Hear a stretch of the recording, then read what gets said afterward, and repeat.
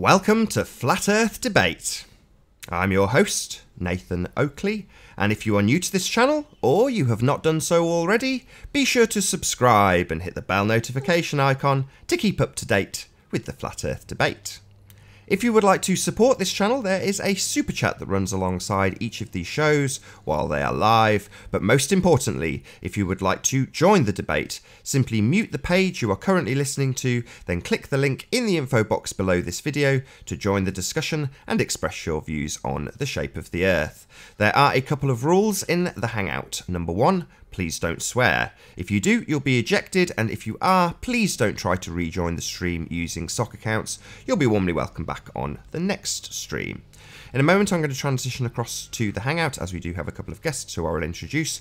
But before I do, if you are in the live stream now, please share the show.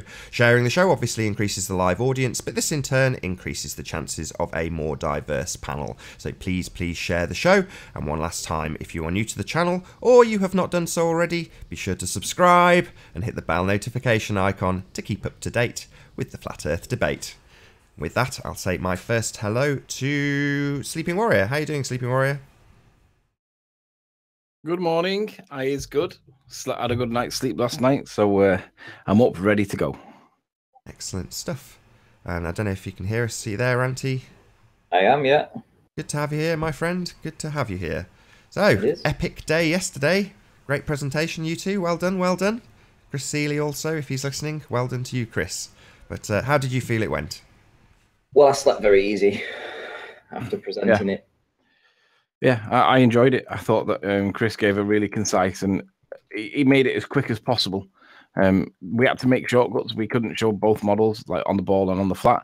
But if you show the ball and it contrasts massively to what the flat one is, by implication, it kind of means that you don't need to show the flat model because we were showing it on screen evidence-wise. You don't really need to model the flat if it is flat. And it looks flat, and it was massively different to the ball model. And I think Chris did the best he could with. I mean, we could have gone on for hours and hours and hours talking about all the houses. We could have made it into a Miles Davis show. We could have spent hours on it, and we didn't. We tried to keep it as concise as possible, but it's hard to produce stuff that's very concise to keep people interested in watching what they're doing. But the key point was that the lighthouse at the far left-hand side of Isle of Man was evidenced in the photo, and that kind of shows that island is in the background, evidentially, empirically.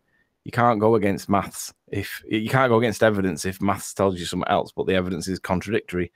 And I think between the three of us, we did the best we could with what we had. And I had a bit of a weird afternoon yesterday afternoon. I nearly pulled out on it last night because of circumstances, but given what happened yesterday with me, I think it went excellent. I really do. And my hat goes off to everybody that was involved because we all worked together because it was an interesting observation. I think Chris was ace. I think Ranty's work was ace. And Nathan for putting up with me for ages. And between the four of us and everybody else that's been involved, including the trolls that were attacking us, we needed all this. We needed this attraction. We needed this attention because we needed to be vetted to see as strong as what it appears. And I'm happy to say it stood the test of time. And I'm happy with the results of it. No one's been able to debunk it yet. And I'm looking forward to those that try. We're going to try and swerve away from it in this show because it's been beaten to death for a while. We can swerve it for a while. But I thought it went fantastic. And I hope it's the start of things to come. Yeah, I mean, the thing was, I don't think people appreciate just the amount of time and things that we talked about this offline. You know, I mean, between us, we were staying up till 2, 3, 4 o'clock in the morning. Going over each one, all the models, everything that we could see, all the arguments that the ballers may have, and we needed to nail everything 100% before we released everything that we did last night. And there must be 150 hours at least of working it between, each person, and I'd probably say more for Chris actually, because he's been like a trooper. He's been on it 12 hours a day, hasn't he? Yeah. And I have to say as well that me and Ranty, between the two of us, have rage quitted on each other 4 times. Me 3 times, you once. And that's not because we fell out. It was because we can't always agree on every aspect of it. And if there's a critical aspect and Ranty has one view and I have a different view, at the end of the day, we have a different way of seeing what we see to be the truth. And my way is, does it match the evidence? Ranty's way is, well, I don't. Ranty can say for himself what he feels to be the case, but my way is, does it match the evidence? And if it doesn't, then it doesn't. But Ranty's like, well, it does match it, and you just can't see it. And I'm like, no. And in the end, it goes, right, red button, click, and off we go. But it wasn't easy, and we went through this because it seemed to be standing in its own merits, and it has done. And I believe it will continue to do so. And I believe it is the best flat Earth evidence that we've had so far. Certainly one of the best ones I've ever seen. And it all started from Ranty spotting it about 7 or 8 weeks after I had it, and didn't do anything with it. So yeah, it was. I think the waters have been muddied so much with the trolling that we've had over this, the composite and the video, because there's been every ball Earth troll that you can think of that's probably done a hangout about it. They've all been in the chat. They've all been blatantly lying as to which particular town is in a certain area, and it's been really difficult to try and win this argument. There can be no doubt now exactly what we saw, but it's been a long journey for both of us and for the people that have been listening. So we do apologize that you had to listen to all that, but at least you got to see the stuff that we have to go through to release this stuff to you guys. It's not nice when you're being called liars and frauds, and you're doing it for this and you're doing it for that reason. Ultimately we're doing it for the flat Earth, and that's it. And we're applying your model, and that's it. Yeah, there's none of this messing around with maths. We're not. It is, if your model doesn't do what it does or what it's supposed to do, then that's a problem, and it's that simple. Anyway, let's have a topic change before we get to 10 past. I want to share Miles Davis's most recent video. He went up to St. Bees to try and debunk me, which is brilliant. I want that to happen because I want to see what the critique is. And I'm not going to play too much of his video because I don't want to run the risk of any copyright strikes for Nath. But it's on his channel, and it was published on the 10th. It's called Flat Earth, Earth-Shaped Tourists UK, St. Bees, Episode 1, implying that there's going to be more episodes. But Miles is going to seriously have to up his game if he's going to get any credibility in this, because mistakes have been made here, Miles. And I'm going to cite back to you the mistakes that you cite to me so flippantly and so nastily and vitriolically. Miles criticizes me and Ranty for failures that he commits himself in this video. He criticizes us for not taking GPS, and for not proving the date and the time that you went on, and not producing your EXIF data. Hang on, I don't do that. You do that. My work's brilliant. These are his criticisms of me and or of you. These are the words that he uses. You didn't prove your elevation. You didn't do this. You didn't do that. And he does everything that he criticizes me and or Ranty. He's done it himself in this video, right? There's no evidence of where he is. He doesn't do any panorama. He doesn't literally supposed to do a bit of a 180, and some people say 360, but he doesn't do it. He points his camera and he says, right, this is what we can see. Now I know because I've been there, that's right. But you that have never seen it before, have no idea. But in any event, he's failed to do the basics that he criticizes me so vehemently against. There's no GPS in here. There's no proof of his elevation. There's no proof of where he's filming from. There's no proof of anything, Miles. And this is a problem this is why this guy is a ridiculous Ball Earth protagonist, because he's naff. Now, in this particular video, what he's trying to show are these some wind turbines. Now, the problem with the wind turbines argument is that he completely and utterly fails to notice that there's a massive effect of refraction going on. And I say refraction in the flat Earth context. I'm saying it in the context that it's an optical distortion of what you're looking at. And it's applying the principles that you find on the Mega Flump website, Standard Atmospheric Conditions. It's applying the principles that are here. He ignores all this, and he applies literally the curve calcs to it, right? But doesn't acknowledge that there is huge amounts of distortion, and he concentrates on the blockage on the horizon, and he claims that it's perfectly consistent with the curved Earth, okay? However, at 19 minutes in the video, he starts panning across to a patch of land.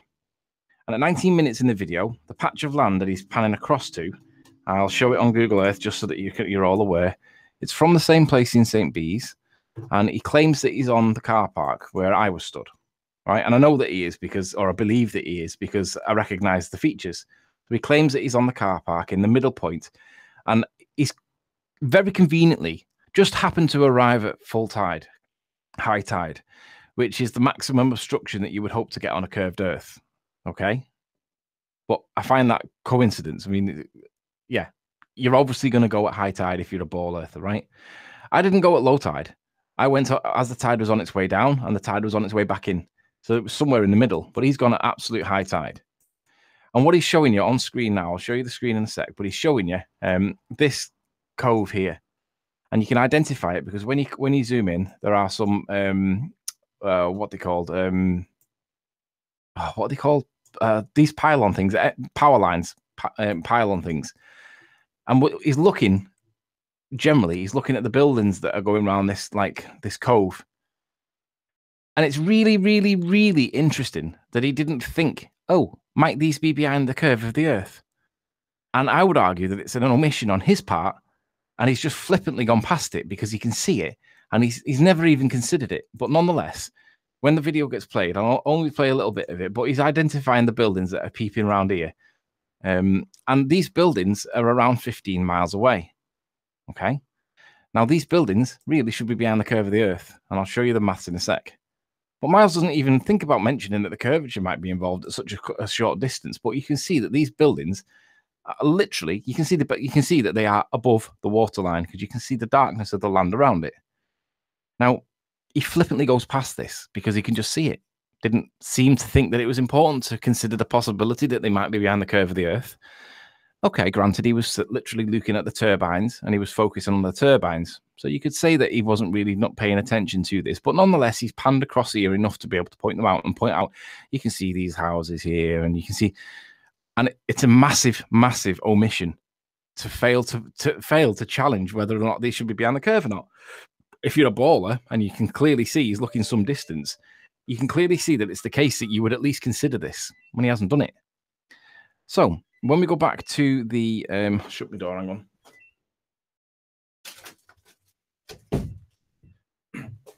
So when we go back to the Google Maps, which is here, these are all the houses that he's identifying along this coastal line. And to be honest, they're about 15 miles away, and he locates them based on the power lines that are in the background, which you can double check yourself. But the distances, bring this up here, 14.52 miles. Okay, so we'll just round it up for easy maths at 15 miles. But what's really interesting is he gives his observer height in the most bizarre way I've ever seen. Now, it's important, the observer height, if we live on a ball, but it's not that important if it's flat. But on a ball, the distance in miles was, what was the distance? 15, wasn't it? Yeah, so 15 miles. But he gives his viewer height, and to remind me, it was 40 feet, I believe.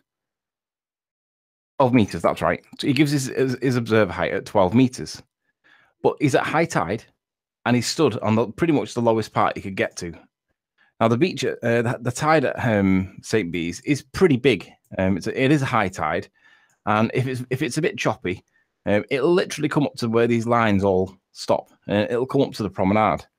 So he's at this triangle because that's essentially where I was. But he could have gone down a bit lower. Maybe it was because it was quite high. I don't know. He didn't show how high the tide was, as far as I can remember in the video. I didn't watch every single second of it. I just looked for the key points. Well, he claimed that it was just after 3:30, and that was just at high tide. So you're looking at 7 meters 60. Yeah, but he didn't show how much of it was. He didn't show he didn't show how high the high tide was. Is that right? Yeah, he didn't actually show anything of his location other than a zoomed in video looking at the wind farms, and then he just panned across to the houses on the left, and that's all he saw of the video. That's literally it. No GPS, nothing. Yeah, no GPS, no elevation proof. But he claims he's at 40 feet, 12 Which meters. Is ridiculous. 12 meters. Now, I don't know where he's getting this 12 meters from, because I'm assuming he's working on the distance from the mean sea height. But he's incorrectly applying the height data, because the reality is this. The height of the land is based on average sea level. It's mean sea level, right? So the height here, whatever this value is practically irrelevant because they say it's wrong anyway, but nonetheless, it is their model. But from average sea height, mean sea height, the land is calculated from there. So the tide is irrelevant. However, if we do live on a ball, you do have to make a small adjustment for the tide coming in once it goes beyond mean sea level. But there's no way the adjustment would justify you being at 40 feet. Anyway, let's go back to the maths, because this is where essentially the problem lies. Well, hang on. Before we go any further, we were told that he was going to do this experiment and he would be taking a GPS, and he'd also taken an app that would give him his correct elevation above sea level. And he would be publishing this because he was going specifically to see what your altitude was. Now, he doesn't present any of this evidence in his video. And that's telling. That's him being dishonest, because if he did go with that app and he did go with GPS coordinates, he should have published them, not just made wild accusations saying he was 40 feet above sea level when he was there at high tide. And you can clearly see on all the images that are available, when high tide is so close to that car park, it could have been no more than 16 or 17 feet above the water at that time. Now, this is the magnitude of the gentleman that we're talking about here. He's criticised Ranty for being a liar, for this, that, and the other. But his own omissions here are that stark that it becomes repugnant to believe that this guy is anything other than dishonest. It really is that bad, because he's doing the exact thing he criticises us of.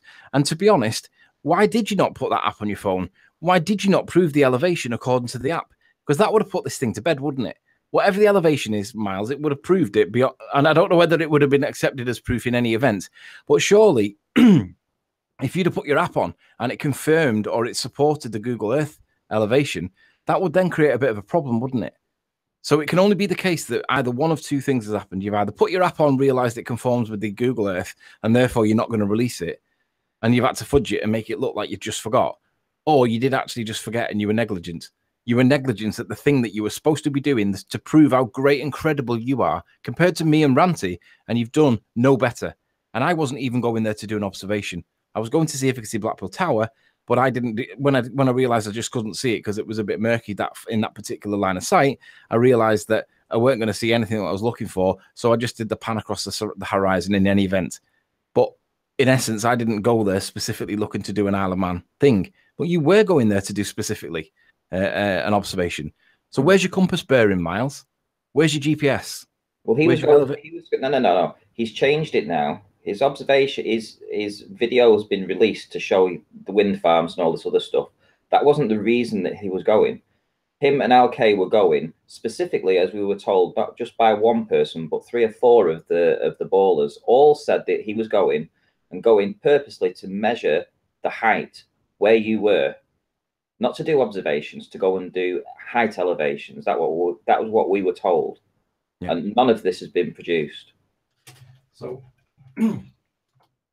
Randy, keep your eye on the time. So what I want to do now is I want to move towards what he shows in this frame.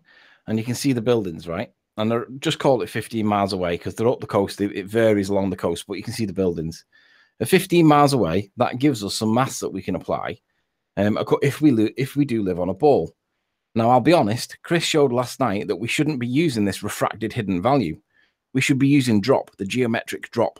That's the value that we should be looking at, okay? Because that is when you pan yourself backwards over the shape of the Earth. In other words, you get your distance. That's how much the object that you're looking at should drop below the horizon relative to where you are. Now, obviously, that's assuming that you can see through the water. So there is the bulge to consider as well, which is a fraction of the height. But the drop that you should see is, geometrically speaking, is that. Now, from my position, and that is in contrast to the hidden value. The hidden value, I'm going to let Nathan explain this, because I can't do it as well as Nathan can do it. His explanation is better than mine. Well, mine's just the metabunk calculation below, so there's a diagram. It just explains it really, there you go, perfectly adequately. Right, so we see the bulge. But what we don't see, my problem with this is it gives the horizon distance of a value of A. And when you look in here, there is nothing that denotes where the A is. So it gives A for horizon, B for bulge. Doesn't say, it should say bulge and then in brackets B, so that you know that you're looking at that value. Obscured as X should be identified in here to tell you what you're looking at.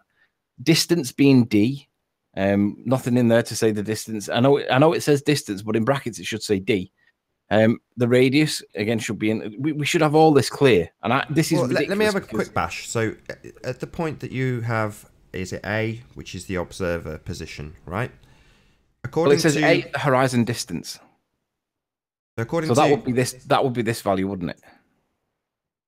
So according to the way the heliocentric model works, if you are at point A, your feet are anchored with your vertical versus the Earth. So you are at top dead center, you are at the top of the Earth, and you are looking out in the direction that it shows. So if you are looking at something on the horizon, you are effectively looking down. So obviously this diagram's not going to make that really clear, but if you look at point A, it's not looking out at the horizon, it's looking down at the horizon.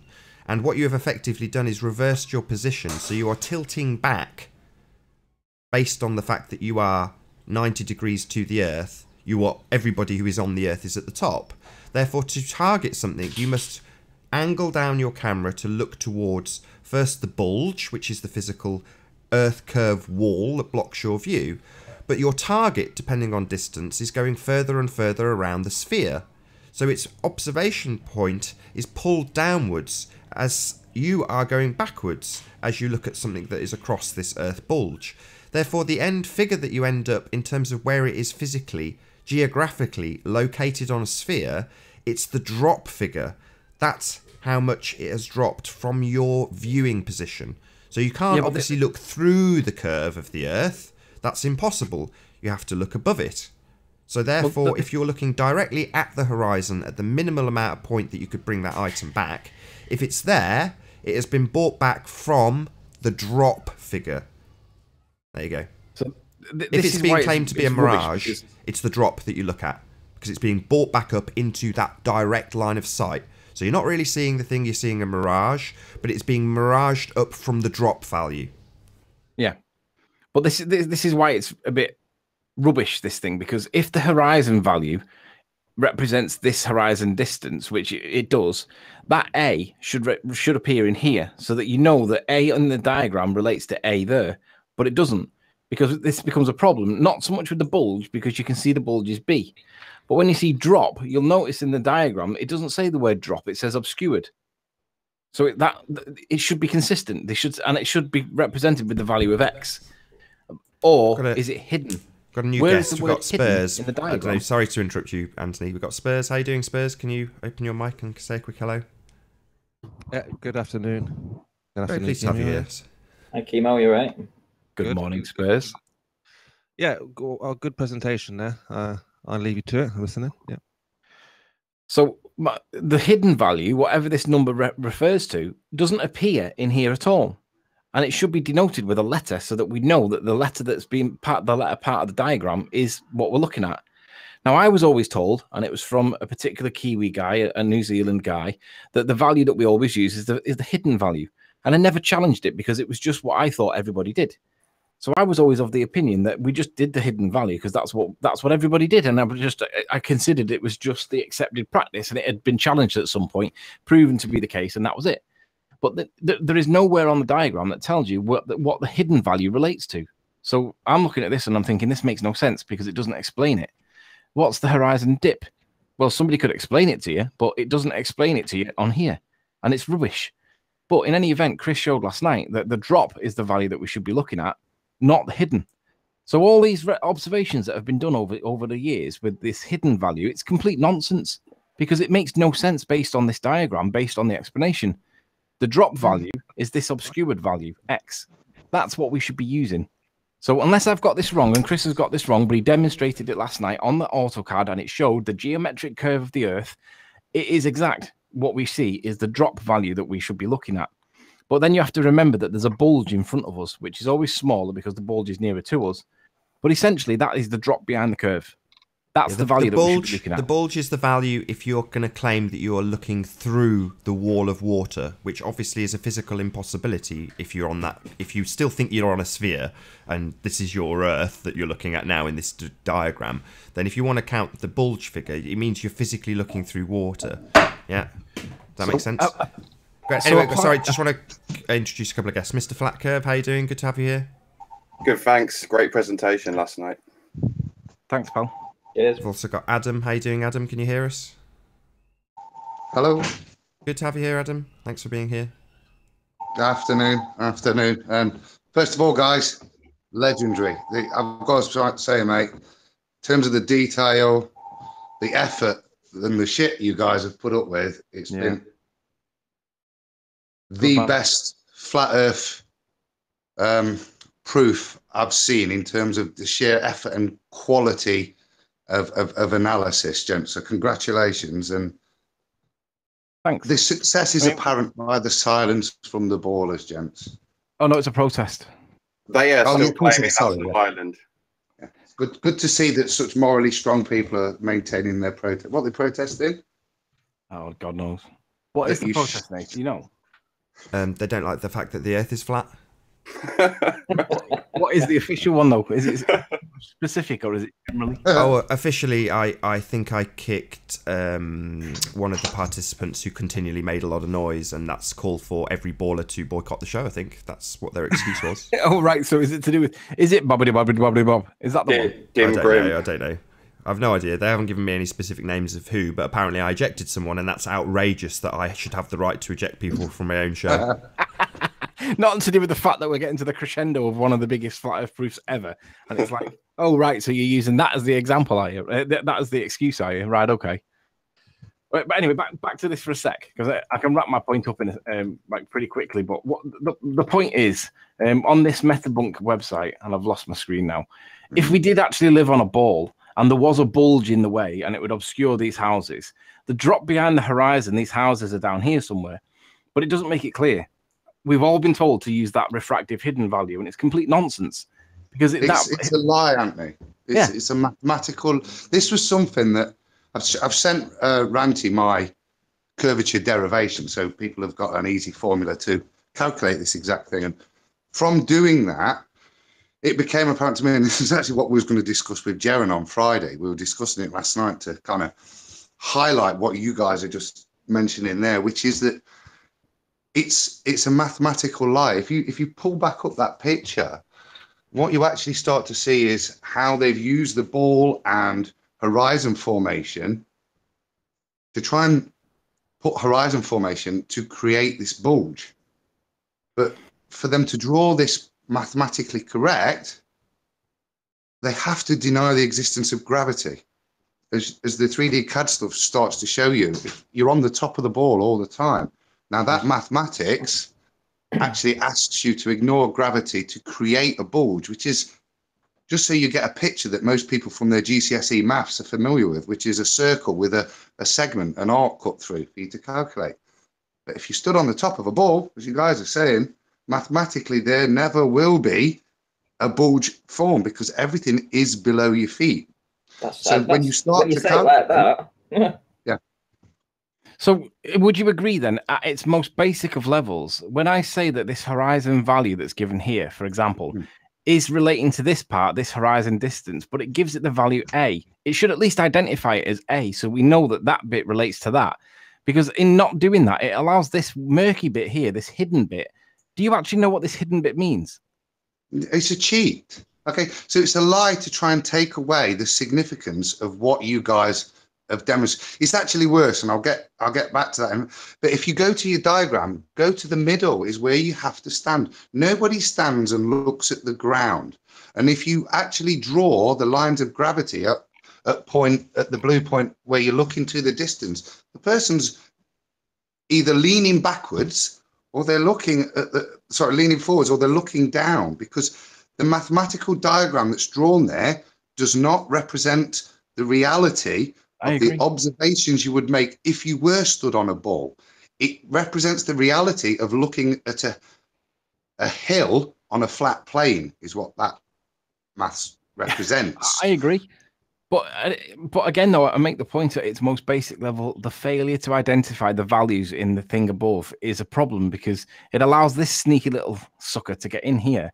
And on the explanation, on the diagram here, even if you allow the labeling to match, there is no value for the hidden. It doesn't make any sense. It doesn't explain it. And it's simply... Now, the reason why I got it was because of the Kiwi bloke that we all kind of know. And I just never challenged it because I just assumed it was an accepted fact. But now Chris has showed it last night and showed that it's completely not what they say. It becomes a farce when he shows what it actually is. And he showed it in that hangout last night, and it was just, it was brilliant when he showed it. And I was like, no way, for all these observations that we've been doing, and we've been applying this nonsense figure down here to do with refracted hidden. It's nonsense. It's actually worse than that, Anthony. If you just looking at the diagram, if you just imagine you're stood in the middle and actually looking out, what you've seen with metabunks and all these things are excuses to try and bring the, to excuse the effect of the curve. Actually, if you're stood in the middle and looking at that obscured red line, if we're on a flat plane, the further away it is, it's still straight relative to the observer's relative gravity. When you go further away, what you end up doing is taking a 100-foot building and bending it away from you. So actually, what you should put in there is an increase in the drop, because the angle of turn away from the observer decreases the height even further because it's no longer going straight up. That's exactly what Chris showed. Chris showed at 30 miles, any observation at 30 miles, you are tipping backwards over the curve of the Earth relative to the subject that you're looking at. It's 0.00899332161 degrees per kilometre that you tilt, which is insignificant to be able to measure, but it would have a significant effect. Once you start to have 100 miles, it'll have a significant effect on the height of what you're observing, because it would appear even lower. Because agreed. Yeah. So this even this hidden value here without refraction, this hidden value is nonsense. It's just simply nonsense. Yeah. So the purpose of what they're doing in the horizon, the bulge, and the drop is to try and create that hill. But the reason they have to create the hill is because they're using the horizon, because we all know that the higher you go up, the further you can see. So what they're trying to do there is to take that statement of fact and build it into their circle. But you can see the higher they go up, the further they have to go backwards, anti-clockwise, to create the diagram, which is the disproof that the diagram represents reality. I agree. I'm just going to do a quick link, guys, so sorry, I'm going to have to turn you down in order to do it, but bear with me 1 second while my kid, of course, climbs on me the second I want to do this. So I hope you're enjoying the debate thus far. Distinct lack of globers on the panel at the moment, but the link is open. If you are new to the channel or you have not done so already, be sure to subscribe and hit the bell notification icon to keep up to date with the Flat Earth debate. If you would like to support this channel, there is a super chat that runs alongside each of these shows while they are live. But most importantly, if you would like to join the debate, there is a link in the info box below this video. Simply mute the page you are currently watching, then click that link to join the discussion and express your views on the shape of the Earth. There are a couple of rules in the Hangout. Number 1, please don't swear. If you do, you'll be ejected, and if you are, please don't try to rejoin using sock accounts. You'll be warmly welcome back on the next stream. If you've not done so already, please share the show, as sharing obviously increases the live audience, but this in turn increases the chances of a more diverse panel. My link over, guys. Thanks for your patience. So just back to this point here, this hidden value. Basically, flat earthers from now on don't use this value because there's no science behind it. It's nonsense. These are the two values that we're going to be using. The bulge is the obstruction. That is the obstruction that they're talking about. And the drop is how far behind the curve it should be on a geometric curve. Now, we're going to dismiss the standard refraction nonsense. A, because it's based on an apparent radius. But B, refraction is negligible by definition. So we can do it. It's not worth calculating for. So we're not going to calculate for it. We are literally not moving the goalposts. We're just making the goalposts real. They're not mirage anymore. They're not science fiction. It's not mathematics. It becomes real at this point because this is the geometric shape of the Earth, and the refraction is negligible. It isn't worth calculating for. I've said it over and over and over again. It is not worth calculating for. That is the definition that the MIT paperwork tells us about the trajectory of light applying Fermat's principle. That's it. It's negligible. It's not worth calculating for. We don't need to do it. If we live on a ball, geometric shape is important. These are the values that we have. And in these values, hidden is nonsense. So that can be dismissed. Horizon dip, we don't need to know it. The only ones that we need are the bulge, which is the obstruction, and the drop, which is how far behind the curve it falls. Just out of interest, you don't need the bulge. It doesn't exist. And the most important factor, other than the distance that you're observing, is the observer height.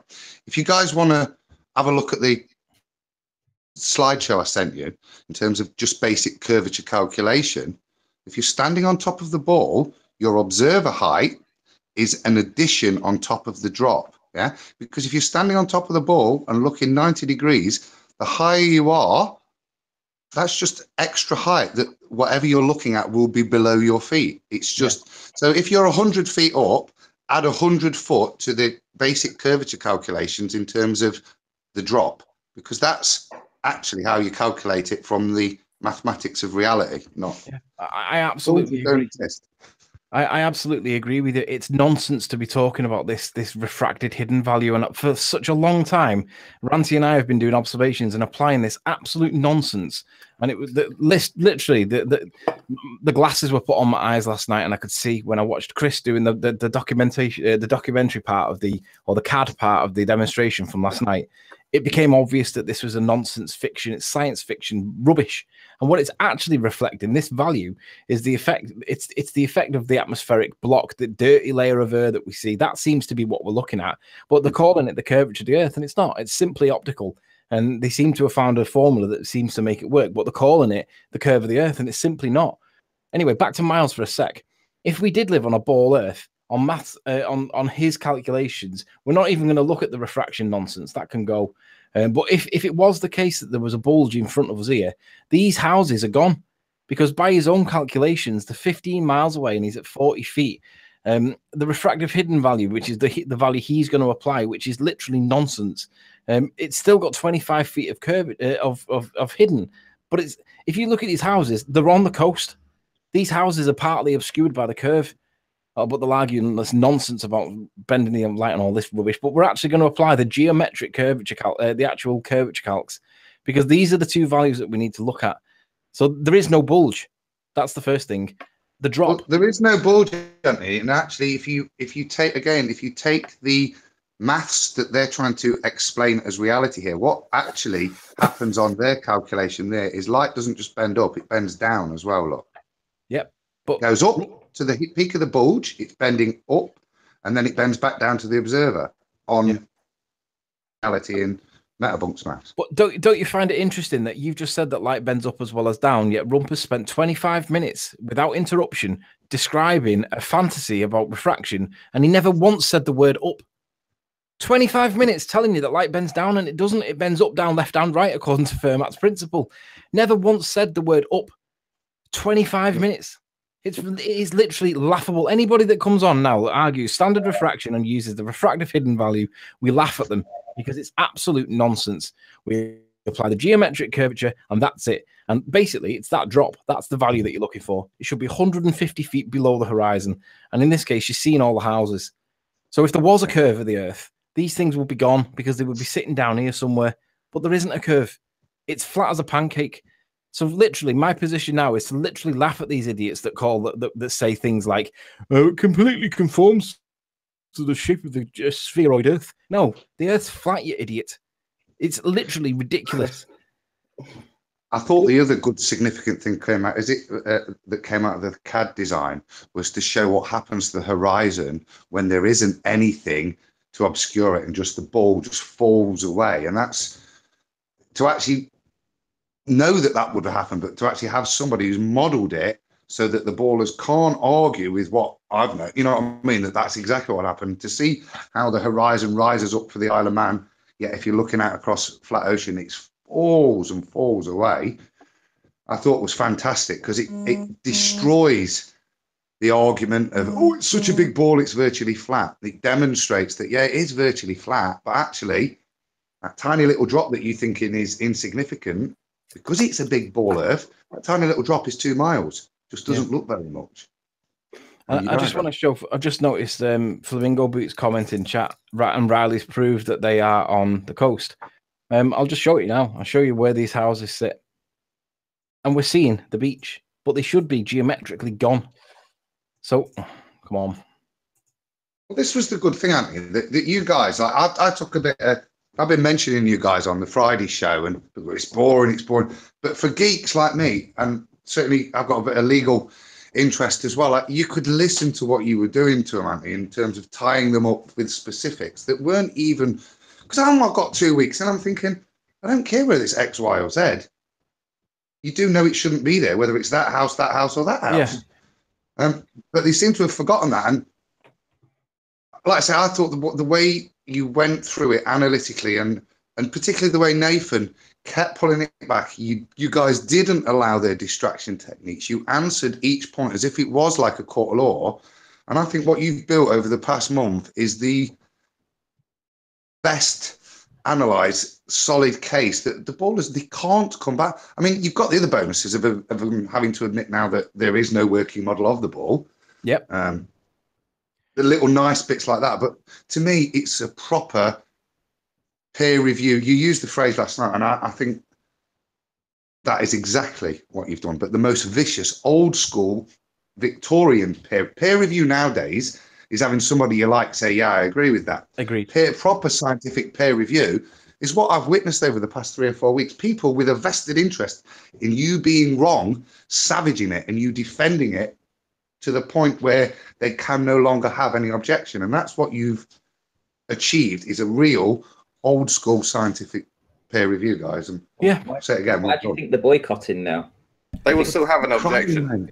It's grammatically correct. These people are our peers. They have reviewed it. Yeah.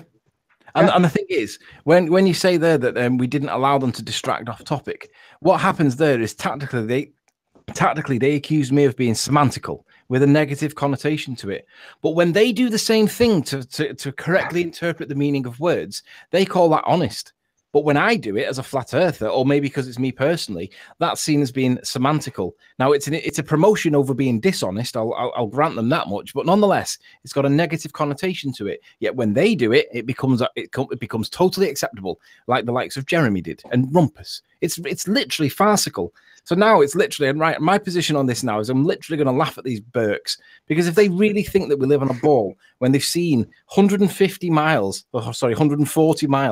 and you see an island in the background, and you failed to notice that these buildings are behind the geometric curve of the Earth, that is a problem. So when you spend an hour, I don't know how you got an hour out of this, Miles. I honestly do not. But when you spent an hour talking about these turbines, how you doing, Arif? Can you hear us? Oh, sorry. No, Arif's presumably a sniper. So I don't know how he did it. He spent an hour. Talking about these turbines. I mean, it's ridiculous. I mean, these turbines, yeah, they do give the appearance that they might be behind the curve of the Earth. But later on in the video, he shows that all the blades are all bended, and there's turbines that are behind turbines. And look at the size of. Let me look at this turbine here, right? He's look at the size of the hub that holds the fins. Look at the size of that one, and he doesn't notice that, and he doesn't mention it, and he claims it's consistent with the curve of the Earth, therefore completely dismissing the obvious atmospheric optical destruction of what we're looking at. It's ridiculous. Mirror that, isn't it? Yeah, it's optical. It's twice as thick. Yeah, I mean, literally, he claims that this is consistent with living on a spheroid Earth, yet fails to address the problem, the massive. This is supposed to be the furthest one away, yet it looks twice, 3 times bigger than the nearest one, and that's somehow consistent. That's why. Again, blowing smoke up your arse again, but that's the point of what you've done, guys, over this. Every single minutiae you've ironed out and presented the evidence for people. You don't have to agree with you, and you don't have to agree with them, but the evidence was there that you could only really agree with you because you've gone through it in such detail that everything is identifiable. So even 40 little bits of detail aren't up for conjecture. And that again was what I thought was brilliant in the way you preserved your judgment until you got to the end, and certainly the detail that Randy displayed in those other photos I thought was outstanding in terms of hello, Adam. You hear me, mate? Yeah. Yep. Yeah, we hear you, Spurs. Yeah, you're gonna cause all hell's gonna break loose now. I've just heard you say the ballers don't have a model. Well, you guys admitted you didn't you? Well, I just wanted you to expand on that, because they're going to absolutely go haywire when they're going to say, well, what is your model? But you're not saying I don't need a model. I didn't say I had a model. I said they came on and admitted that they their best model, which I assume, unless they've got a better best model, which was Google Earth, wasn't accurate. And I think if you look at the comparisons from last night's vid, you can see the discrepancies on the skyline from Google Earth to the real pictures. So again, no, I'm on your side. I'm just saying that they've heard the words, well, the borders have no model, and I can just hear them all now, you know, screaming, where's your model? Where's your model? But we're not saying we have a model. I can make a statement that the ball model doesn't hold true. I don't need a model to make that statement. Thank you. So I don't know if you still see my screen. I'm assuming that I'm still screen sharing, but from now on, right, this is what we're doing. This nonsense about refraction down here is literally getting binned off. Okay, that value doesn't exist anymore as far as anybody on the flat Earth is concerned. Forget it. It goes. This hidden. Ranty, can you put up my formula, Anthony, and then you've got it there for you? It's what I gave Ranty the other day. You've got a way of calculating your drop dead easy. It's 6371 minus 6371 times the cosine of the distance times 0.008. 99326161. I will do, but at the moment, I'll be honest, I'm enjoying destroying this nonsense that I'm looking at. So let me finish destroying this, and then I'll bring yours on screen. But this bit now, it no longer exists as far as anybody on the flat Earth concerned. It's because it's nonsense. All right, so I've removed the hidden value. Again, that's nonsense. The horizon dip, that may have some value. I mean, it's arbitrary and it's moot. It doesn't really make any difference. We can leave it in. The horizon value, sure, that's probably consistent. Bulge, there is no bulge. That one can go as well. It's flat as a pancake. So we're not having bulge anymore. So basically, we're left with this. This is all we're left with. We're left with this drop if they're on a ball, and we're left with the horizon. So refraction is literally binned. We don't have anything called refraction on this curve calculator anymore. So this is nonsense. It's literally nonsense. And anybody that cites it to you, laugh at them, because they are literally, they're telling you a fraud. They're lying to you. They might not realize they're lying to you, but it's a science fiction that doesn't exist. The only value that we're interested in is the drop, and it ignores refraction because it's negligible and it isn't worth calculating for. So from this day forward, that's what we're using. And anybody that cites anything more, we laugh at them. We literally laugh at their ignorance because they're like the emperor wearing their new clothes. And that's how we're going to deal with it. Now, I'm not going to talk about Miles anymore because the rest of his video can now be dismissed as nonsense, because that's how it is. So, boosh, he's gone. We can get rid of this whole website as well because that's gone. So now if you want to direct me to your calculator, I think we should reinstate the calculation and use yours instead, because that one clearly is nonsense. So how do I find your calculator? If you can bring it up on screen yourself, Adam, we'll just display it now and you can talk us through it. I know you've just done the calculation in verbal terms, which is excellent, but yeah, if you can display it, that'd be really, really good.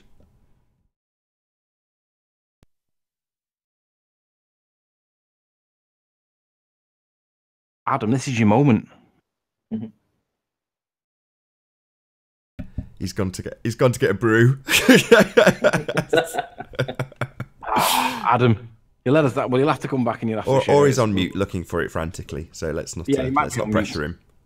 No, we'll not pressure him. We'll give him a chance. But the point I wanted to make was that Miles has he's done the exact criticism of me. He's done it himself. He's failed miserably to identify that there's curvature involved in the peninsular houses or the coastal houses that he nonchalantly glades past. And I just find it literally ridiculous that he would then claim at the end of the video, these are completely consistent with a spheroidal Earth. It's like, Miles, you are looking at the effects of atmospheric and optical refraction in terms of the stretching and the shrinking, the Skunk Bay footage that I've gone on about for weeks and weeks and weeks. You're looking at refraction, but it's the flat Earth version of. You're not looking at the spheroidal Earth refraction. It's nonsense. Anybody that cites it from now on, we're going to laugh at you because it is literally nonsense. You realise the time that you went to do it was less than 30 minutes before sunset. So the sun's going to, as well as the fact that it was at the highest tide for the entire week.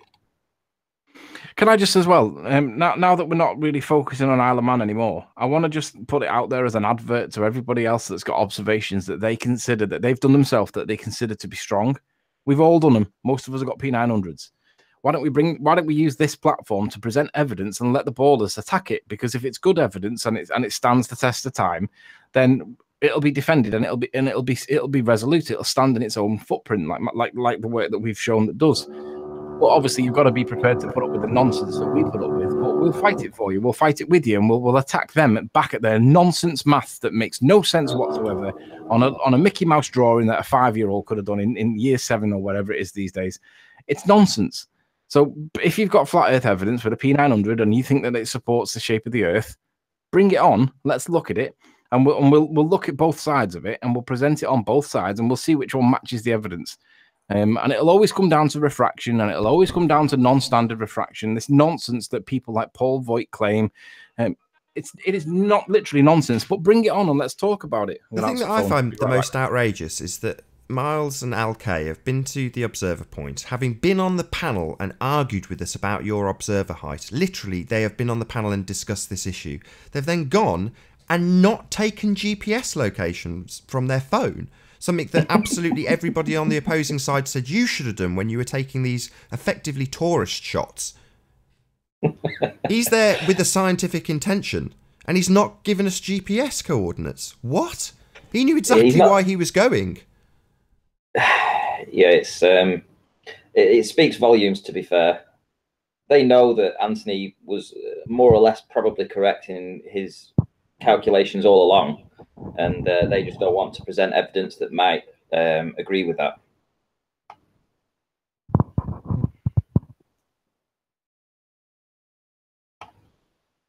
Hello? So where are the Globers then? You know, there's no snipers, it seems. So, Globers, the doors are open, there's no snipers. Where are you? The boycott's not been mentioned in the chat, as far as I can tell. We had Rumpus yesterday in the presentation saying, why isn't the link published? So clearly he's not interested in the boycott anymore. Come on, Rumpus, you're welcome to this one, mate. Links in the info box.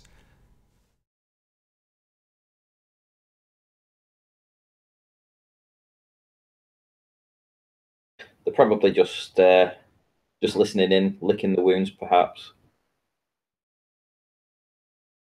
That diamond, the lighthouse, is now the benchmark for far distance viewing.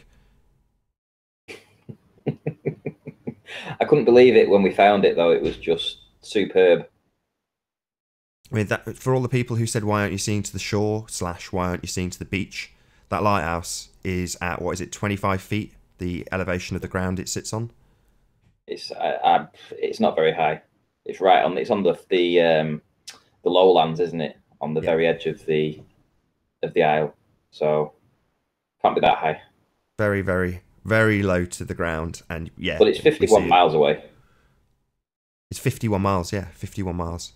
But you can get it gives you a really good idea of the inverse square law when you see Morgold Lighthouse in the I was going to say the near foreground. It's 31 miles away, but when you compare that to, admittedly, it's still a distinctive shape, the other lighthouse at the far left of picture, but that lighthouse is it's so less distinct than Morgold Lighthouse is in terms of what it looks like. I mean, it's still, even in saying that, I can picture the triangle base below it with the little diamond shining through the refraction. You know, just it's still clearly a lighthouse, but it's just so much less defined than Morgold because it's so much further away.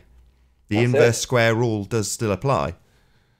But the good thing is that Douglas Head is undeniable. I mean, those buildings that are sat on the actual head of Douglas Head, absolutely brilliant, and they're that big that it just appears now that anything that is probably around about 35-40 miles away, you're going to have to be looking for structures that are as big as like a hotel or a big lighthouse, something like that, because anything else just doesn't really show up. You know, it's too small to be picked out. You know, it'll be less than a pixel, and the camera just won't pick it up.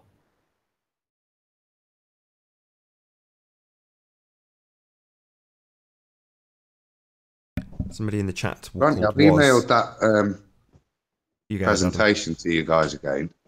Okay. And you're probably right. It might be better, Nathan, to pop back. It takes about 20 minutes to go through, but it's not just a formula. It's actually a calculated derivation, so that they're more than welcome to criticise it. It's the best I could put together mathematically to actually have something that does calculate circular drop, as opposed to it not being an approximation. And that's why it's a little bit long-winded. Can you go through it? You know, we've got an hour left. You're welcome to go through it. I'm literally Well, I'd happily do it, mate. I'm about to lock the shop up, go home. Okay, no worries. And maybe come out, because I'm writing a bit of. It was not planned, as Anthony said. It was just excitement at what you guys have revealed. I wanted to jump on and just go, well done, guys, because it's awesome what you've done. But I would like to share this with you so you guys understand the derivation as well. And I say I'm happy to take criticism. But I do think actually what we've got there is the correct curvature calculator as well. All you need to do is add the observer height on and add that on top of what your drop is, and that will tell you how far it should be below your feet. But well, certainly on a future debate, if you want to pop on and do that, it's always best to join at the beginning when it's a bit quieter. But I'd love you to go through that with us. Yeah, I would as well.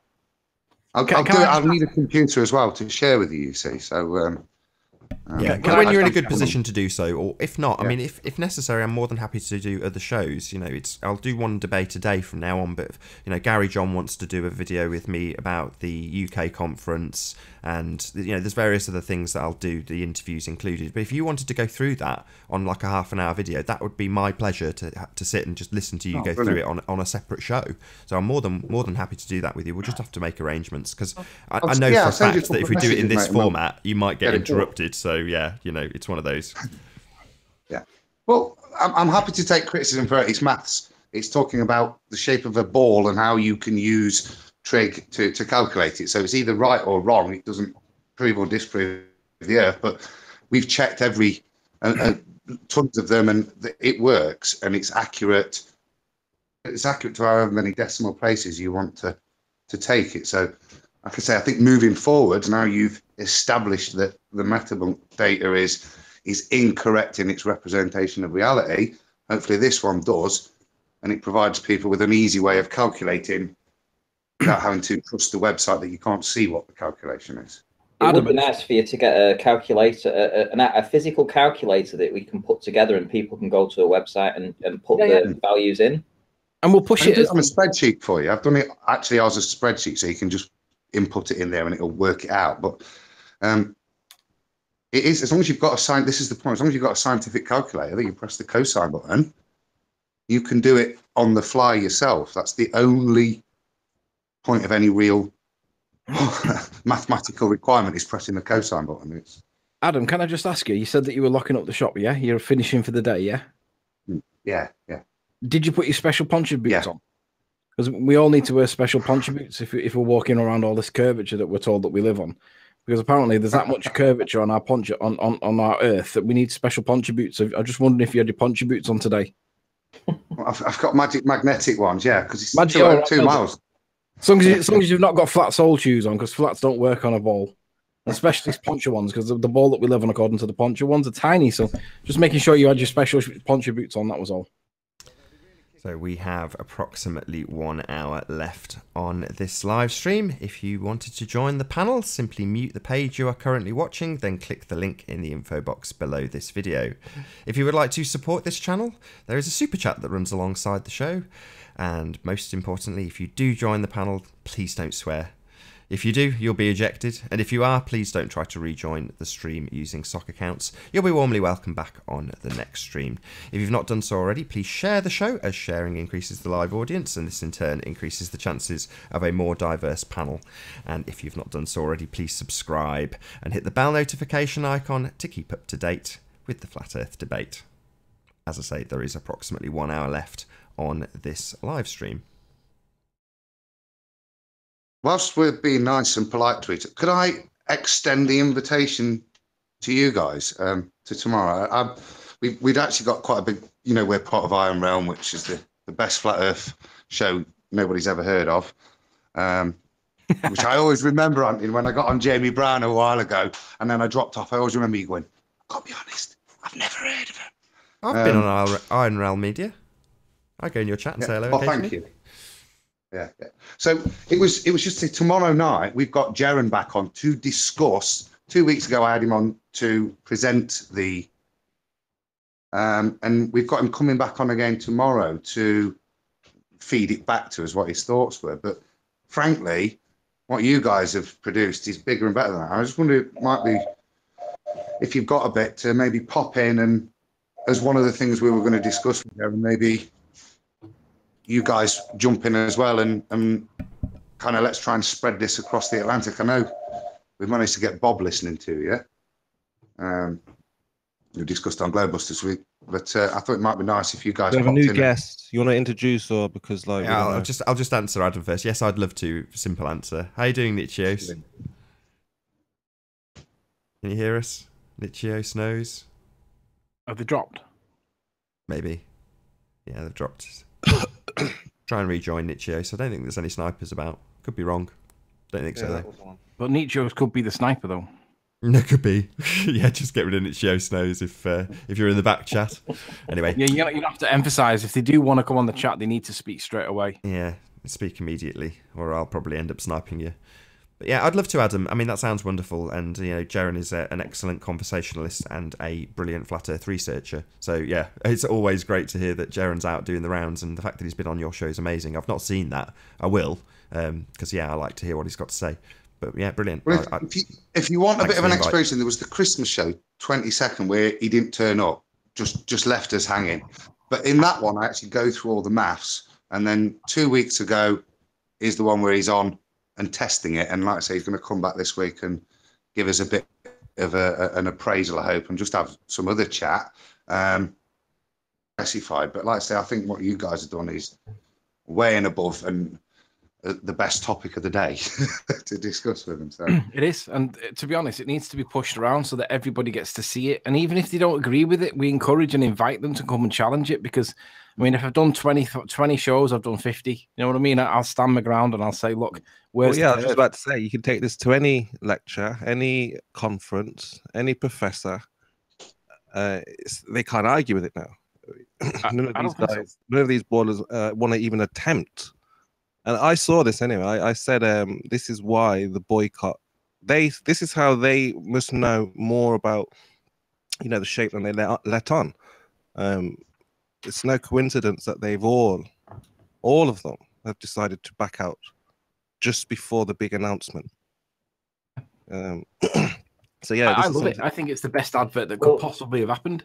The trouble was they were having the feet nailed down to their ball model every single debate, and every single time that we destroyed that, they were being prized off the ball.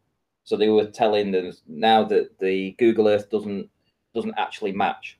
So they've basically got rid of their own model. And every day that went by, it was about winning a particular argument. We would talk about it prior we went live, and we would say, right, okay, then how are we going to get them to admit this particular thing or this particular thing or this particular thing? And we had a format that we were using every day to win the arguments and basically get to this point. And they knew what was coming. I think they could see what had happened over the month, and they knew what was about to be revealed, and this is why they started the boycott. Yeah, oh, Randy, of course. I mean, Sean Hufford, Tim Osmond, you know, these guys, they know what they're doing. And it's like pulling the troops out before the damage. And yeah, that's exactly what's happened. Not one of them want to show up, not one of them want to turn up. I don't blame them. This is not a time to be looking more ridiculous than the guys that they're calling ridiculous. And the only thing that they will do is turn up and just literally try and ad hom attack. They will say, you're a liar, Riley, or you lied about your observer position. Well, I don't care where you put me on that cliff, that hill, that mountain. I don't care, because the highest that it can be is 52 feet on your model. And that's the model that we're proving is wrong. We've got Nick, formerly Nick L, and we've got Al K in the chat. So clearly not abiding by their own boycott, but they're in the chat criticising. The link is open. Nobody's going to snipe you. Jump in and tell me where the Earth curve wall is. That's what I want to hear. Where it is. Auntie, turn your vibrator down. He's got. No, I'm having an extension done at the back, aren't I? So I'll turn my I'll mute my microphone now for a bit. Oh, it's not a vibrator; it's a power drill. It is a power drill. But yeah, I mean, Al K, yeah, come in. Let's hear from Al K. You can tell us where the curve is, Al. Well, I'd like to know whether he's been to the location after criticising you for not getting the exact measurements and having a literal tape measure with you on the day that you were doing these tourist observations.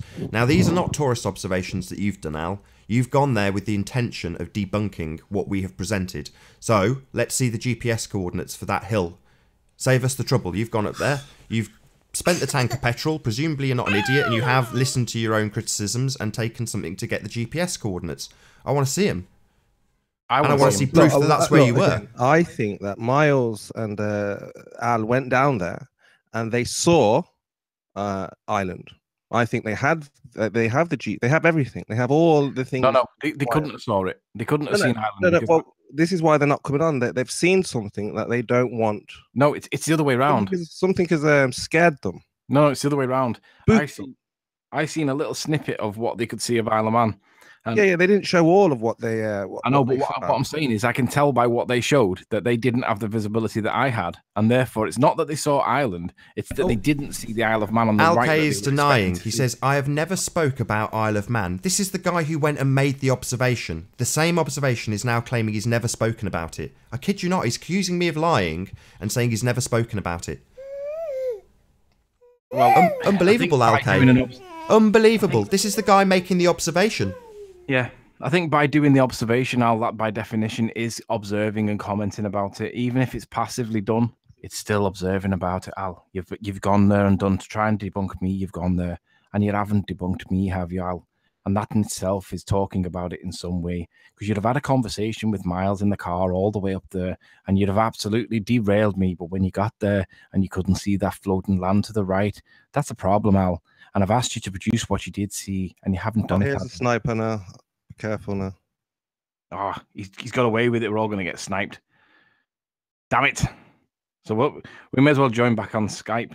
I tell you what, we'll do the call now because we know it's all right. It's all right. I got him. Oh, well done. Push. So take your girly ankles and disappear, dude. We saw you coming. Well done. I didn't spot him. So Al, you may not have talked about it, but you've been in the background stirring the honeypot. And you know what they say about the stirring the honeypot. You have to lick the spoon. And you're involved in it, Al. And you didn't debunk me, did you? Like Aries' failure. It's Al's failure.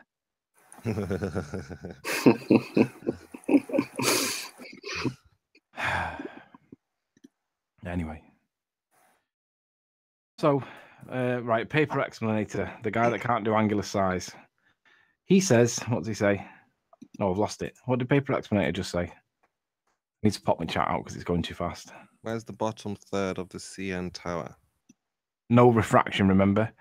It depends on how low that picture was taken to the water, if I'm honest. I mean, if you put that camera right low to the water and you're getting the waves in the front, right in front of the camera, we'd need to see where the camera actually was, because you can recreate that just by being very low to the horizon. So unless someone can show how it was taken, I'm going to say that it was right on top of the waves and you were getting the waves in the foreground. And then deliberately he's in the chat now, right? So I'd like it from you right now, Al. You're in the chat, you're here. I'd like the GPS coordinates for the exact location, please. Pop them in the chat. They have them. I think they have all. I think they saw things that they don't want to reveal, and they are withholding information. You wouldn't go all the way down there, spend hours and hours. You know, they have all the equipment. They told us what we need, so of course they know what they need. That's what that they would go down there without GPS. Come on, we can't believe that. Something happened, and they pulled out before. Spurs, trust me, it's not what they've seen, it's what they failed to see. Because I can tell you now. Yeah, I'm not sure if they saw or didn't see, but something major has happened for them to pull out. Yeah, trust me, listen to what I'm saying. I've seen the evidence so far, the little snippet that they showed of Isle of Man, and I can tell that the difference in the observation or the difference in the visibility was significant. And I can tell them that they're not going to see the floaty land on the right. They're really not. Otherwise, it'd have been out there straight away, and Riley would be a liar, and he's lied about this, and he's lied about that, and it hasn't happened. So what he's trying to do, Miles, is draw out an episode of the series to try and gain some subs so that he can get to 1,000 and then monetize his account and then pretend that it's all okay, but then criticize flat earthers for making $1 on a show. It's the same MO. He's let a lot of ballers down. They were relying on him. They were down there. They were. Well, yeah, they thought he was going to come back and produce, some type of results, but he's obviously spoken with them, and they've all pulled out. For me, that's very strange. It's odd. So come on, Al. Come on to the show. Show us what you got. Show us your evidence. Because we know you went there to try and debunk me. 2 of you, and you both failed. I wonder, did you take a tape measure with you and measure the height? Because I'd have been doing that if I was you, Al. Did you go measure the height? Did you actually evidence it? Did you do it properly? Did you get some kind of theodolite to make sure that you were dead straight? Because if you didn't take a theodolite, Al, you haven't done it good enough, and we can dismiss it because it's ridiculous. So Sean Hufford he says something to you. How about that? Sean Hufford, I've seen a good bit of the footage, Anthony. So glad you are sticking to 52 feet, changed from 35. No, Sean, I haven't changed from 35. I'm using 35 and 52 because they show pretty much the same thing. So I haven't changed. I'm just allowing you the 52 feet, which is the maximum. It's hilarious that you still lie about elevation. No, I'm applying your model, Sean. Your stupid little model of a little ball that doesn't do what you think it does says 52 feet. So how is it a lie, Sean? Do you understand what a lie is, Sean? Sean can't understand what the meaning of the word lie is. 1, is that there is an intention to deceive. 2, about a fact that you know to be wrong. Now, I don't know whether it's wrong or not because I didn't measure it, Sean. However, it's what we're told by your model. So whether it's accurate or not is irrelevant. Am I trying to deceive? No, because it's justified by your little ball that doesn't do what you think it does. So you can see as much of the footage as you want, Sean. It doesn't make any difference. It doesn't change the fact that your model is sighting my position at 52 feet at the top of the hill and 35 down the bottom part of the hill. It doesn't make any difference. So no, it's not a lie, Sean, because there's no intention to deceive. The only intention to deceive is on your side of the fence. All this nonsense about refractive hidden is a lie, Sean. It's complete and utter mathematics. These people desperately baiting. No, only people with girly ankles bait, because that's the comment there. That is the bait comment. Anthony's on a high. He'll be insufferable. No, I'm just quite happy with my work. I'm quite happy with the level of critique that it's had, and I'm quite happy that I've stood on my ground on it. For me, this will be talk of the town. People will say, do you know that people can see Ireland from England? You know, what do you make of that? And people will flock to see the video. And, you know, we've asked for the opposition, if there is an opposition, to give their opinion on if there's anything incorrect.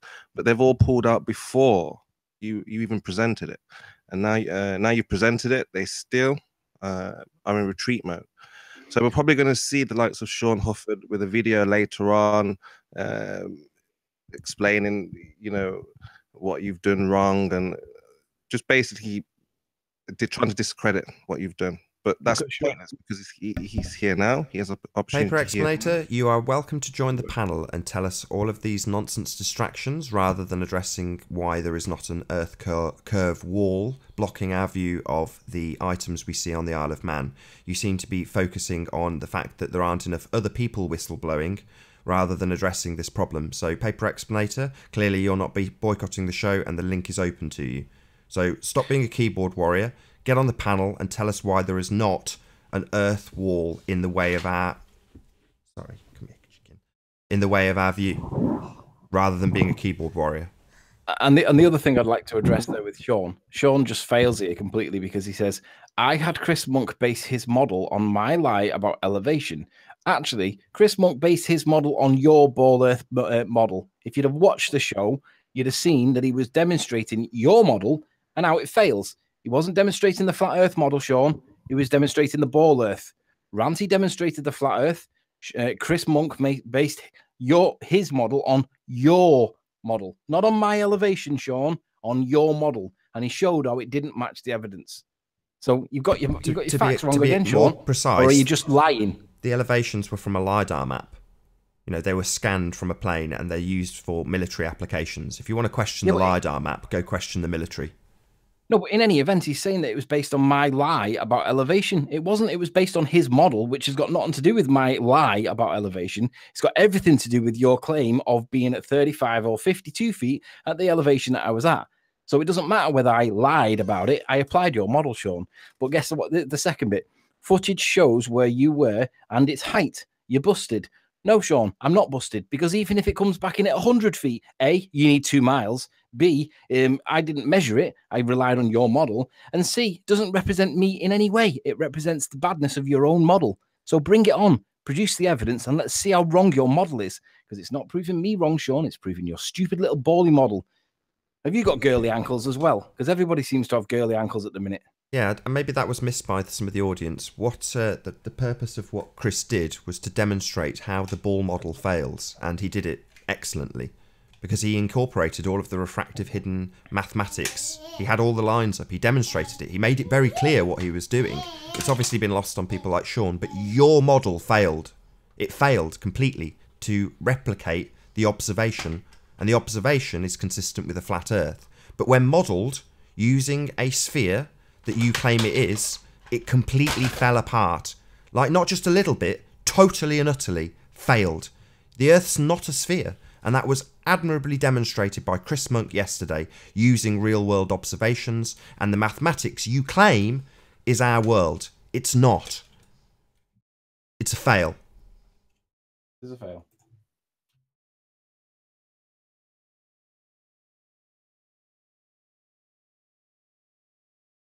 If the observer height is wrong, the model will not work, Nathan. That's exactly the point, Sean.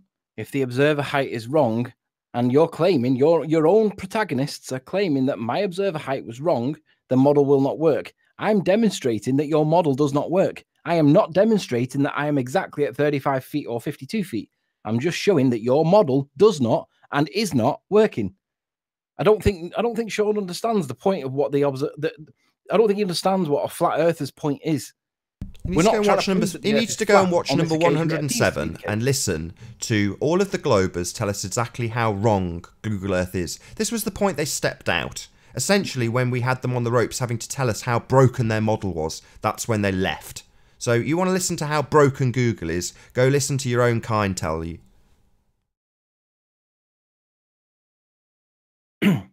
Sean Hufford, and the observer height is wrong in Chris's model. Well, Sean, I wasn't there I didn't have a tape measure, so I wasn't able to tape measure it. I used your model. So if it is wrong, it doesn't make any difference. We're still seeing a 2 miles worth of no curve, Sean. So even if my height is wrong, I still need 2 miles to pull it back. So you can add it to 100 feet if you want. You can add it to half a mile.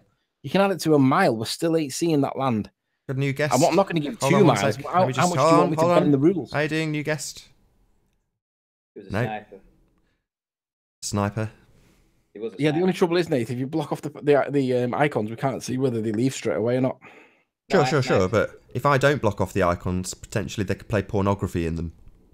Yeah, so it's okay. I'm onto this. I'm ready for it. I've been sniping them out as soon as they've come in. Ranty, how dare you snipe them? No, I'm sniping the snipers before they snipe the hangout. Yeah. If they don't speak immediately, then it's going to be an echo chamber. And it's caused... Yeah, go on. Oh, look at this here. Mark Taylor shows the evidence that the Earth is accelerated upwards at 9.8 meters squared. I haven't ever said that the Earth's accelerating upwards at 9.8 meters squared. That's a Flat Earth Society meme. What a moron. None of us credit the Flat Earth Society. We're not living on a disc hurtling up through space, Mark. Space is a nonsense. Seeds of Doubt says, all Flat Earth people will be silenced if any evidence appears. You really think they don't make more of an effort to hide it? Listen, my position is this. I believe I was looking at Ireland on both sides of the Isle of Man. If it turns out to be the case that they've got that floaty land on the right-hand side of Isle of Man, then it was simply optical and it was something weird, right? And it may well be Isle of Man. However, the scale that we've measured it to and based it all on is supporting it not being the Isle of Man. But in any event, if it turns out I'm wrong, I'm wrong. But it appears evidently that they've failed to repeat the observation that I got. And that would be because the atmosphere was thicker. There was more obstruction in the atmosphere, more moisture, more smog, more heat, more humidity, more whatever, basically reducing the distance you can see. Because if it was wrong, they'd have been straight on it like a fly on a piece of dog poo. They haven't done it though, have they? If you join the show, immediately speak. So leave your microphone open and say hello the second you join. The only people that are going to join are the gatekeepers. That's it. No baller has dared come in because literally they're all on strict orders to boycott. Well, they're not boycotting. They're watching the show. They're literally adding to my metrics. So Lou in the backup channel, you're welcome on. You're just a keyboard warrior. You've got nothing. That's why you're not here. Because you're watching. You're here. You're not boycotting. That's not a boycott. Yeah, boycott means shut the door on your way out. Yeah. So yeah, you're just cowards. You've got nothing to challenge us with. If you did, you'd be here. Because we're not on Skype. This isn't a one-sided circle jerk. You're welcome to join. We're all on the Hangout. None of us have been sniped. Nathan, Matt Taylor wants to know where the evidence of the Earth accelerating upwards is. Have you ever said that the Earth was accelerated upwards, Nathan? No. No. No, that's Neither nonsense. That's the nonsense of the Flat Earth Society, isn't it? Yeah, they straw claim man. it's going up at 9.8. Well, it's an acceleration. So it's the proof that the Flat Earth Society's explanation is a nonsense again, because it's not going at 9.8 meters a second. It's accelerating at that. Now, that means it requires relativity for that to ever work for you as a individual jumping or whatever, isn't it? So the only reason that meme exists is because Flat Earth Society, who are part of the mainstream narrative, essentially need you to still believe in space if you are on a flat Earth. So if you come to flat Earth, they will push the idea of gravity, and that's how it's necessitated in a disc Earth instead of a globe-shaped Earth, hurtling up through space. That's what they claim. It's complete nonsense. Everything Mark Taylor says is nonsense. That's when you can understand him. Honestly, I've never ever come across anyone quite so stupid. Mark Taylor asks, that's your flat Earth model? No, it isn't. My flat Earth model is there is no model because I don't have any money to be able to create one. But I don't believe that we're moving upwards at 9.8 meters per second squared. That's nonsense. However, my model, we don't have one, but we also have no budget to create one. So my model doesn't exist, doesn't work, but it actually doesn't work because it doesn't exist, not because it is a model. Oh, and by the way, Sean, if you're going to quote my words, at least get them right. I didn't say what you said I said. It was different. I put it in text to correct you. The backup channel, Sleeping Warrior, use Blender. We did use Blender. We used Blender to show that your curved model does not work. It does not match the observation. Why would anyone say... There you go, seeds of doubt. Why would anybody accept something that does not exist? Yet we have about 20 people lurking in chat that believe and accept that we live on a spherical Earth with curvature that nobody is able to prove. Nobody can prove. Yet you all believe it. Every one of you that sat there in chat believes and accepts something that does not exist. And you're all grown adults. Honestly, I could believe it more if you believed in Santa.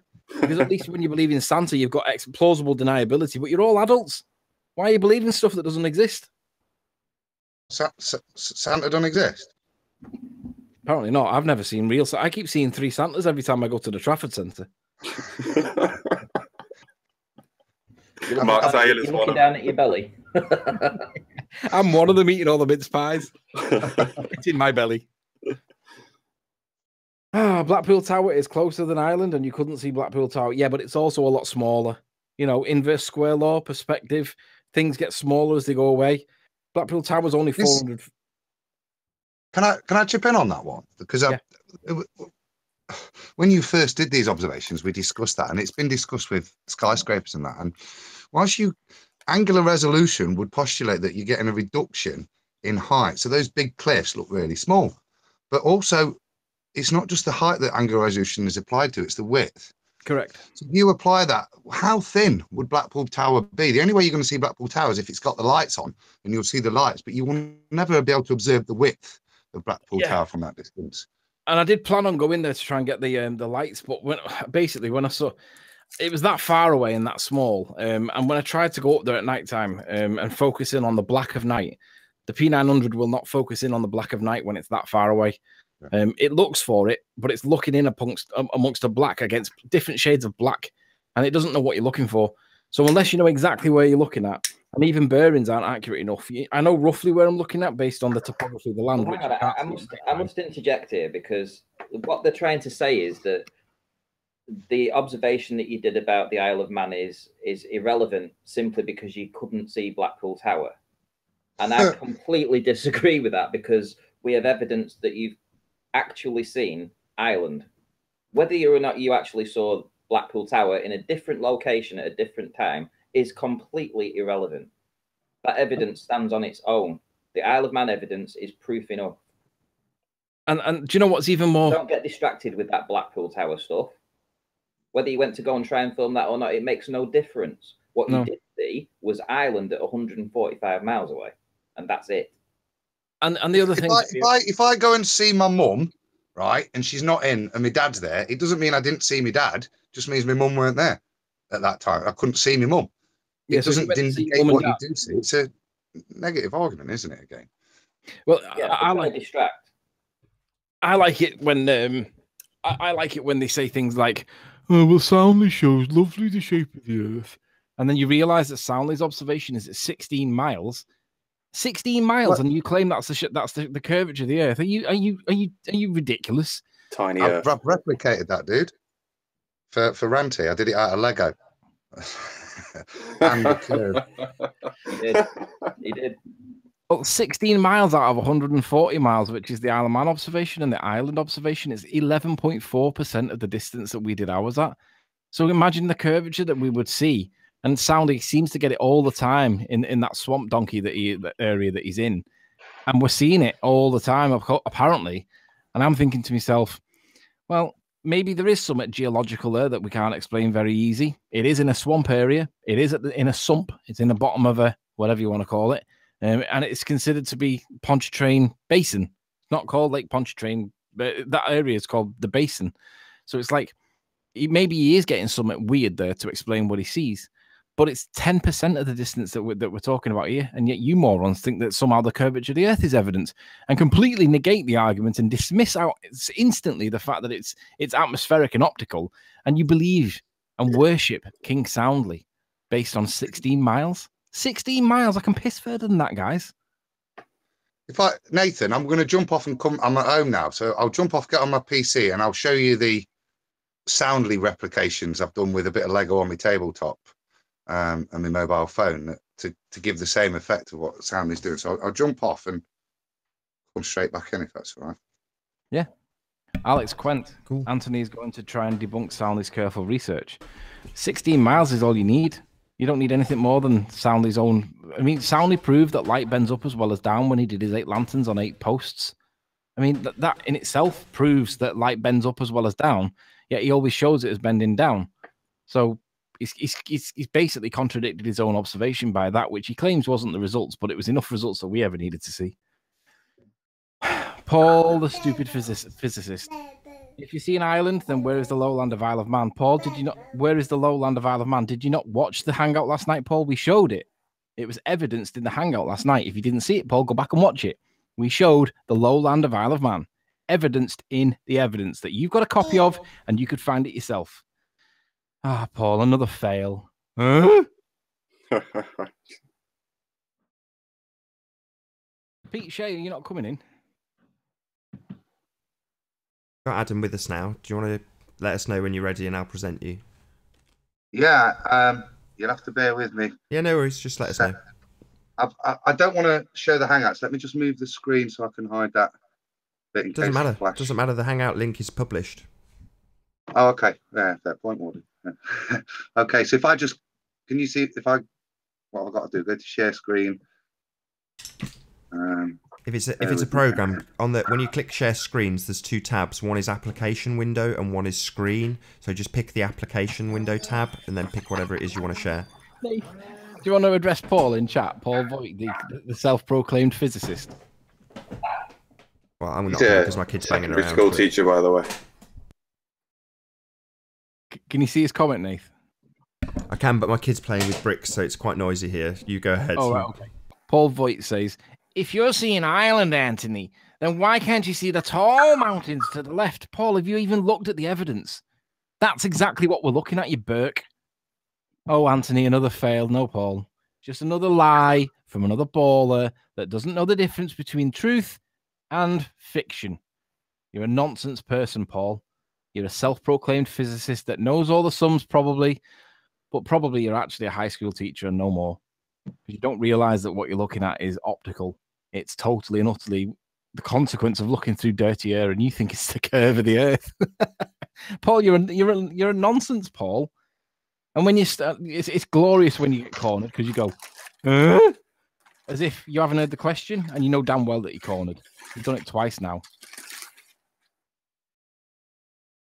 Can you see that, Nathan? That's my Lego bridge. I'm just about to present you. Yes, I'm just about to present you to the audience. Train. Yes, I got it. Brilliant. Okay, so that's basically about 5 foot long worth of Lego, and you can see there I've took a picture with the phone, and then I've put on this yellow line, which is the top of the bridge, just to demonstrate that it's flat from that observation viewpoint. I then did the same thing there by moving the camera slightly, and a different lens, you can give the appearance of curvature of the Earth. It goes up and then down, and if I was to want to had a better bit of camera and kit, I'm sure I could take the real Pontchartrain and achieve exactly the same results. I'm not saying that's how Soundly has done it, but I am saying that's a way that it's falsifiable to achieve those results by using optics, angling, and placement of the thing you're trying to reference or exemplify, putting it in a particular part of a zoomed in image of a certain type of lens. You don't have something underneath those legs propping it up to give it a curved appearance? That's exactly the same bridge taken at the same time with a different lens at a different angle. Nothing's changed in the bridge. The image is the bridge, which is, I'll just show you. So you must have changed your aperture then. Is it your aperture that you've changed to do that? Yeah. So what you do, basically, if you look at Soundly's website, you see a lot of his images have got soft edges, or he's zoomed in a little bit. So that's a picture of the bridge just with my phone. You pop the fisheye lens and then angle it so that the bridge sits in the top corner on the stretchiest part. That gives you that optical image what Soundly's done. That makes sense. So let me show you. So what you do is go to, let's take this image here. It's a good example of it. You see it's a fisheye. So then you just zoom in on this section of the fisheye, and you can see, look, if you place it in a particular part, the curvature of the lens is what creates that up and down effect as the lens. You see what I'm doing there? Yeah. So that's a way I've been able to falsify his image just with Lego and a fisheye lens on my mobile phone. And all I've done then is just zoom in on that section there, look, and that's the image that gets generated. If you don't use a fisheye lens and you take it with your normal phone camera, that's the image you get, a flat image of reality. Absolutely awesome. I love it. Yeah. Lego. So Lego debunks Soundly. Is that Lego debunks Soundly perfectly, yeah. Love it. And it is flat. The only point, look, here is, and this is me being a bit anal, you can see these 2 bricks here, look, I've not quite pushed them down. So it's not 100% flat, but it's flat. Oh, you faked it. You faked it. You didn't push your Lego bricks down at the beginning. See but that is, you know, the way. I would have made it concave anyway. If it was levy up at that end, it would be a concave bridge, wouldn't it? See. Sean Hufford says, Nathan Oakley, how about you mention that the P900 does not have interchangeable lenses, which Soundly's videos are all done with the P900? Well, not all of his videos are done with the P900. He done them with the Canon Rebel, so that's factually wrong anyway, Sean. But secondly, it does have a screw thread on the end, which you can attach lenses to, because you can put filters on the end of them. It wouldn't surprise me if he's found some kind of distortion lens that you could screw to the end of it to make it look that way. I haven't looked, but I'm sure I could find something that would screw on. In fact, I'm going to do it now, actually. Let's try it. Let's see if that's true.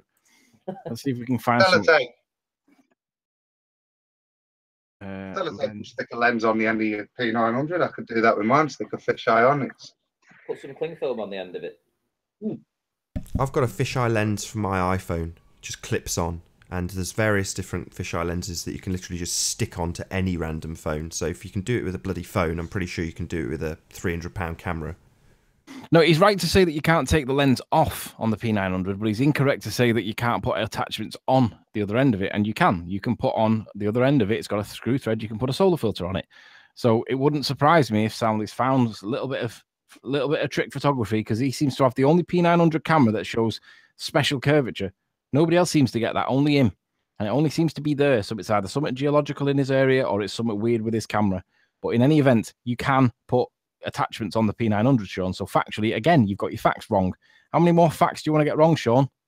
You should do a fact keeping. Oh, and by the way, let's remind Liley that he claims to be able to see a chimney with smoke and all, but can't see Blackpool Tower, which is much closer. Well, actually, Paul, Blackpool Tower was 50 miles away. Ireland is 85. So it is closer, but everybody argues that it's Isle of Man that we're looking at. And if it was the Isle of Man at 30 miles away, we'd see that stack would be blatantly obvious and we're not able to find it. It's somewhere in Ireland, but it's like looking for a needle in a haystack. But because Paul can't scale, he doesn't understand that point. And I'm not going to explain it to him other than just laugh at him because he can't understand how scale works. But all the ballers do this thing with scale. Another comment, Riley the Liley hasn't actually provided anyone with bearings to anything, so how can he have proved anything? Why do you respond to them? If they want to speak, get them to come into the chat and say it with their own voices. Because he's an idiot, and I want to point out to people how he's an idiot. No, they've got an open panel. There's no snipers in here, so get them in. If they want to boycott, tell them to shut up in the chat and go somewhere else. No, I quite enjoy laughing at Paul. Sit with Soundly. Yeah, but you can't boycott Tesco's and buy from them online. That's cheap. I boycott Tesco's. Yeah, that's right. That's right. You can't just text in. You're either boycotting or you're not. Surely it's boycott's a boycott, isn't it? Yeah. Yeah, we were actually discussing whether how much of a boycott this was, because if you boycott Tesco, get back to some Soundly bashing. Forget what they're saying in chat. Let's get back to the Soundly stuff. Great stuff, Adam. By the way, loved that. Thank you too. That's awesome. Absolutely awesome. If you can do it at that scale. If you can do it at that tiny scale with Lego, then, you know, that's proof of concept. That's excellent. Yeah. I can only thank my wife for my Christmas present, Nathan. That was those, you see that black lens there? Look, there's the photo one. It had the fisheye and little strap-ons. And I was just mucking around with it and seeing what it was doing. And it just, like I say, if you look at Soundly's live channel, look in the corners, you'll see the images. They've got this kind of soft blurring. And I'm looking at that and I'm thinking, surely, is that how he's done it? Or at least that way of being able to replicate it. What? A lot of them are out of focus as well. It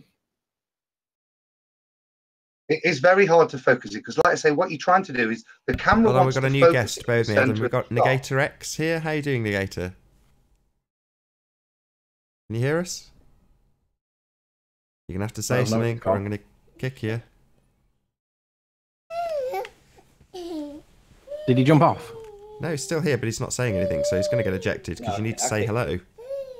I'll let him have 5-10 seconds here. No, I've already kicked him. If you're going to join the panel, you know, Negator XX has got a microphone. I know he has. So what people are now doing is recreating people like Negator XX and Arev and various different smaller YouTubers so that they can get in and assume that I won't kick them because they often come in and don't talk.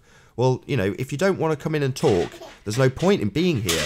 So if you join the panel and just sit there in silence, I can't tell whether you're a sniper with someone else's icon or not, and I'll kick you. You know, that's the reality of it. If you're going to join the panel, you're here to talk. You need to talk immediately. That's why I immediately interrupt whoever's talking and say, hi, new guest. If I don't get a response, I'll kick you out, because obviously you're not here to talk. Ranty made another good point there, in terms of a lot of pictures are out of focus, and that I only have limited camera knowledge, but from trying to replicate this, the reason they will be is because actually somewhere down here is where the center of focus of the fisheye is, and what you're trying to do is get something that's in the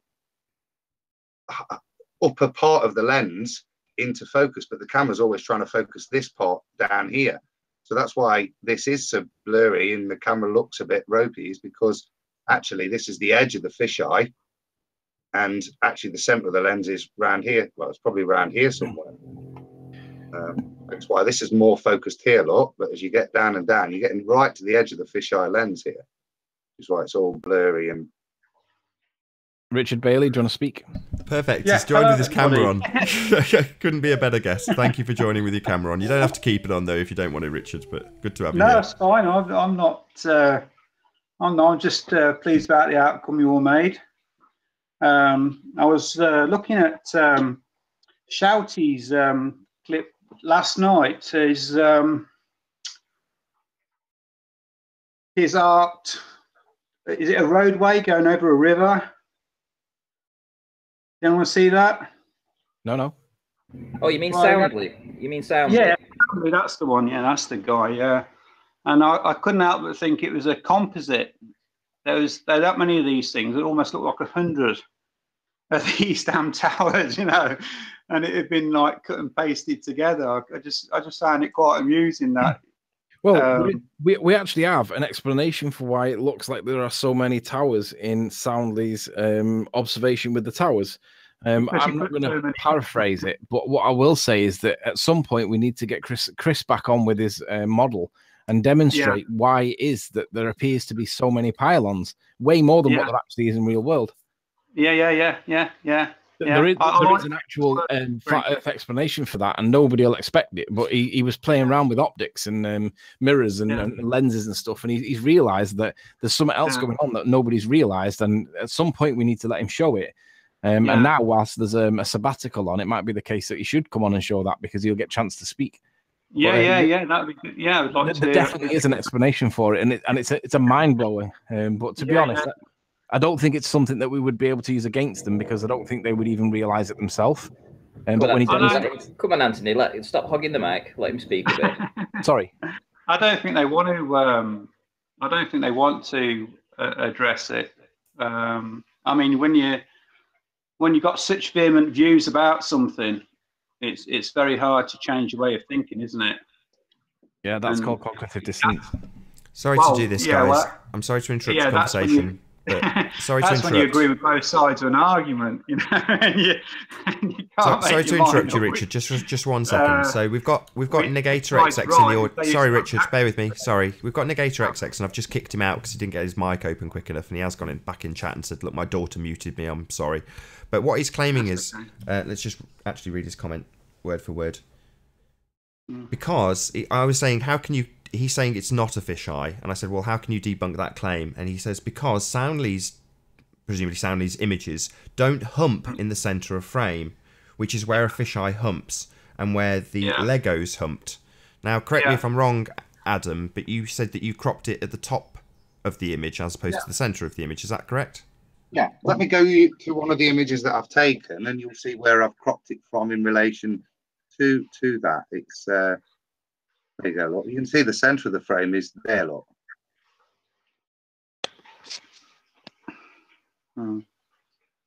I've cropped it out of there. And I'm not saying Soundly. What I'm saying is here's a method to achieve the same results using just a mobile phone and some Lego.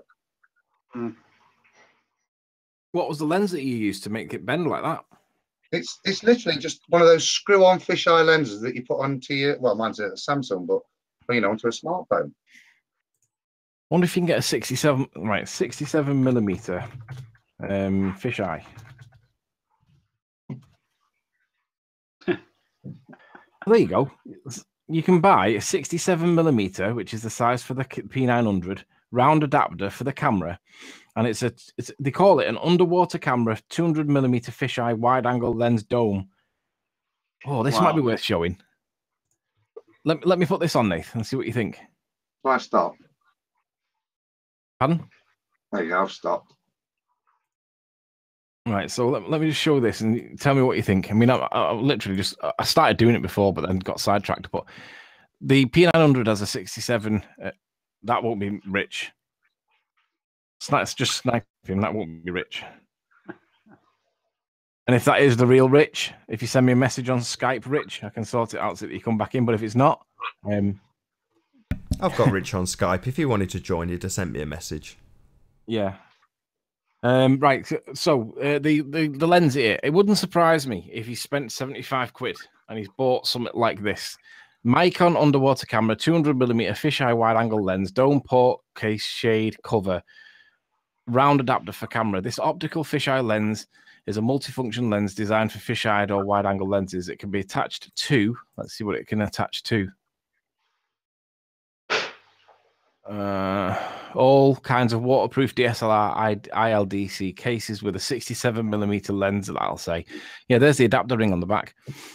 I wonder, would it be worth buying one of them and then going somewhere that I know is flat, for example, St. Bees, and then seeing if I could make things disappear? Yeah, because I wonder whether he's got something like that. 67mm super wide angle lens, macro lens for Canon, Nikon, Sony, 28 quid. Yeah. Hey, Richard, is this the first time you've been on the panel? No, it's not. It's not the first time, but the first time I came on was a bit of a disaster. Okay. I got a little overwhelmed with Grim and another character called Mad Dog or something with a green eye, and I sort of falling asleep on them because they were throwing all these technical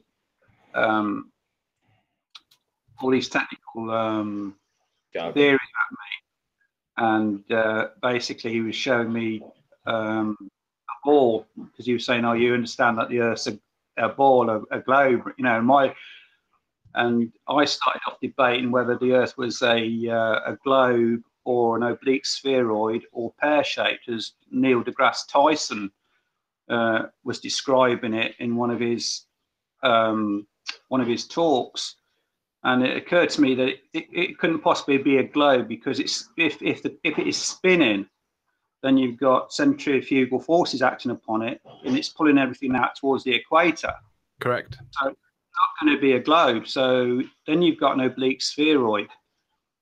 And then what really sort of gave me a red alert is when he actually started talking about, because of gravity, it started to billow towards the bottom, towards the southern hemispheres, and and you're sort of getting a pear shaped. And I thought, well, you know, where'd you go with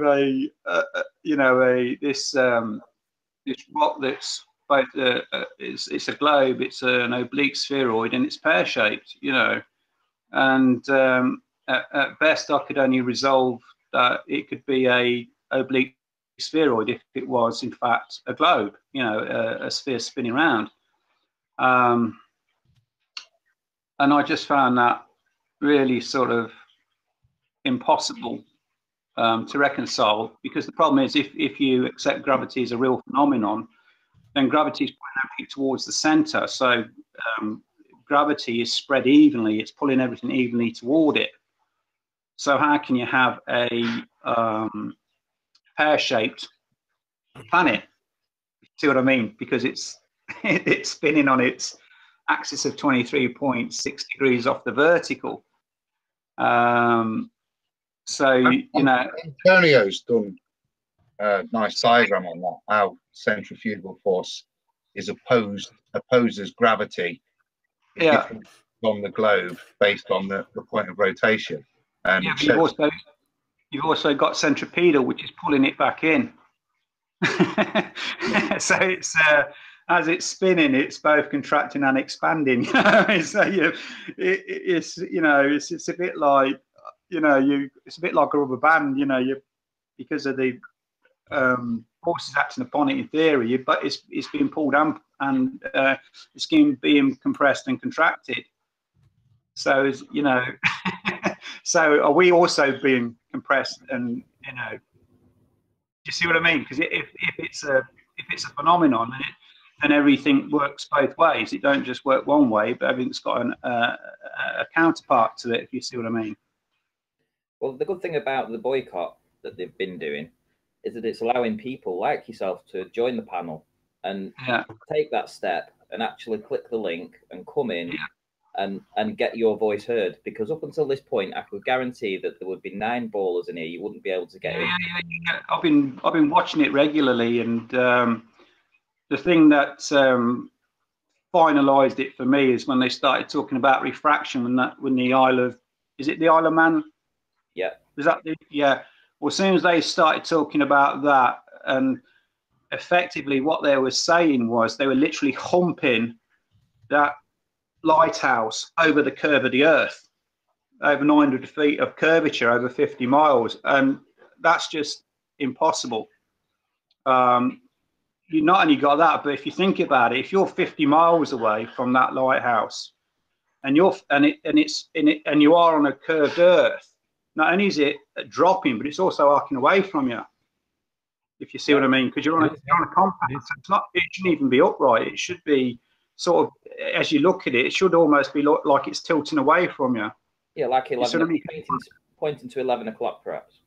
Yeah. That's exactly it. Yeah, because you're on a globe, right? It's on a compound, effectively, and it should be sort of arcing away from you, not just dropping down, but arcing away. So it'd be impossible to see it. And I knew then that was the end. That was the final clincher for me. That could be seen under those circumstances. If the gradient chart, the each per mile